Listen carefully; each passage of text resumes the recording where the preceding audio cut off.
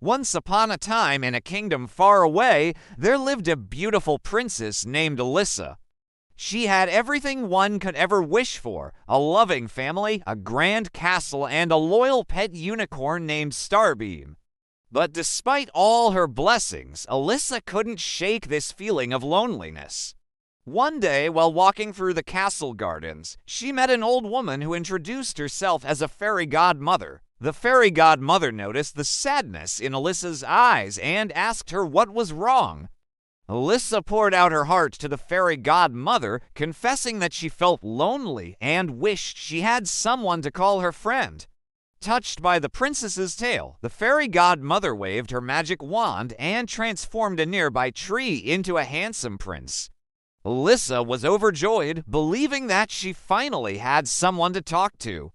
However, she soon realized that the prince was self-absorbed and only interested in discussing himself. He never asked about her interests or how she was feeling.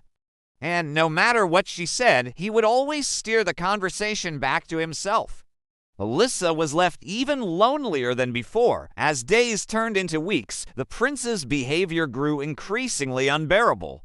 He would boast about his supposed bravery, claiming that he had slain fierce dragons and conquered treacherous mountains. In reality, he was afraid of the simplest of things like the dark or a small mouse. He also spoke endlessly about his wealth and the size of his army, all of which were exaggerated. The more he bragged, the more Alyssa felt trapped and suffocated in his company. She decided to confront him one day, expressing how his constant self-absorption and lies were making her feel.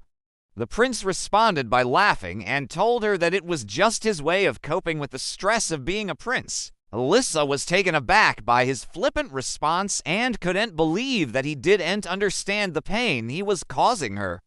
Determined to escape the prince's clutches, Alyssa fled to the castle library and locked herself in. There she spent hours upon hours reading books, losing herself in their pages and finding solace in their stories. As she read, she came across an ancient text that spoke of a magical world hidden behind the bookshelf. Intrigued, Alyssa decided to put the theory to the test. She pushed against one of the bookshelves, and to her amazement, it swung open, revealing a secret passageway. Alyssa wasted no time in stepping through the portal. On the other side, she found herself in a breathtaking realm filled with lush greenery and sparkling waterfalls. As she explored further, she came across a group of people who were tending to their crops and livestock. They were dressed in simple clothes and looked up at Alyssa with curiosity. When they learned that she was a princess from another world, they invited her to join them for lunch. Over the meal, Alyssa learned that these people were not nobles or royalty, but ordinary folk.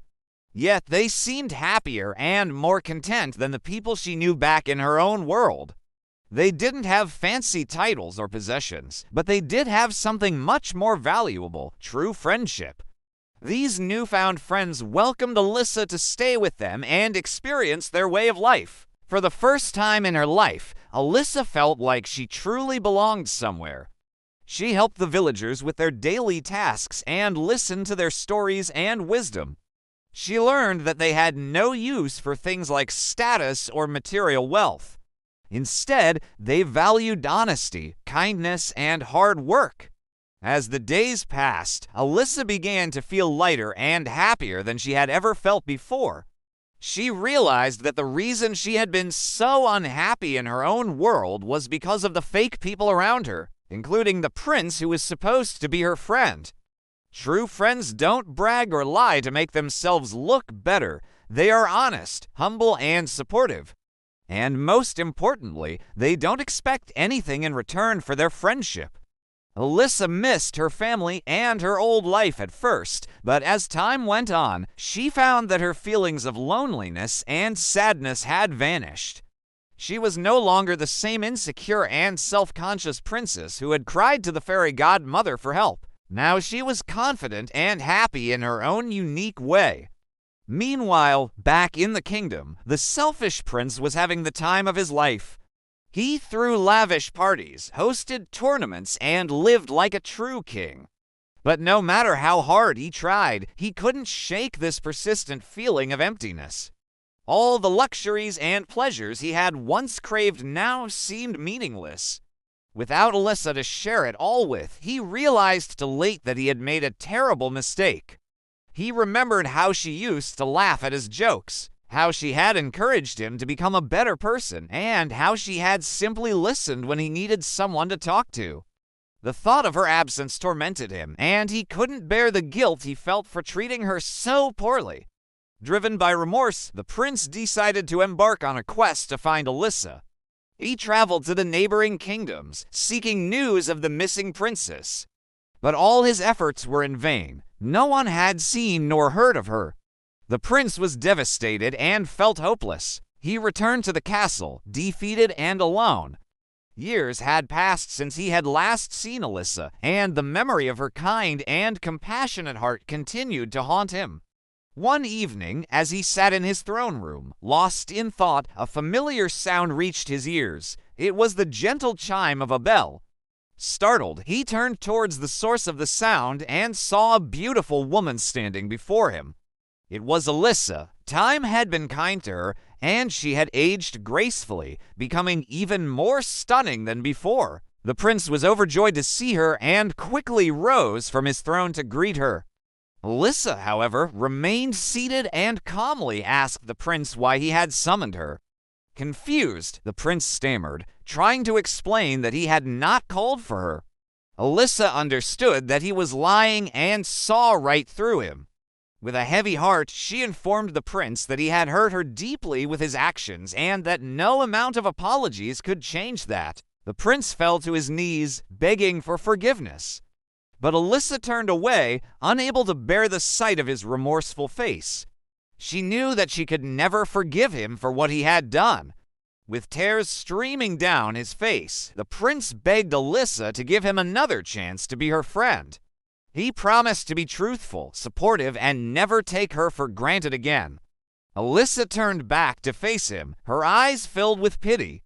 She could see the genuine remorse in his eyes, but she also knew that she deserved better. She declined his offer, explaining that their friendship could never be repaired. The prince, heartbroken and ashamed, accepted her decision and wished her well. He knew that he had lost her forever, and that was a price he had to pay for his past actions. Alyssa left the throne room, leaving the shattered prince behind. She had finally found peace, knowing that she had made the right decision. As she walked away, the chime of her bell echoed through the halls of the castle, a reminder of the true value of friendship. From that day forward, Alyssa continued to live in the village of honest and kind people. She never forgot the valuable lessons she had learned about friendship and the importance of surrounding oneself with people who value honesty, kindness, and sincerity. The echo of her laughter and the chime of her bell became a thing of legend, reminding all who heard it of the true meaning of friendship. And so the tale of Alyssa and her search for a true friend became a story whispered through the ages. A story that taught all who listened about the importance of cherishing the ones who stand by us through thick and thin.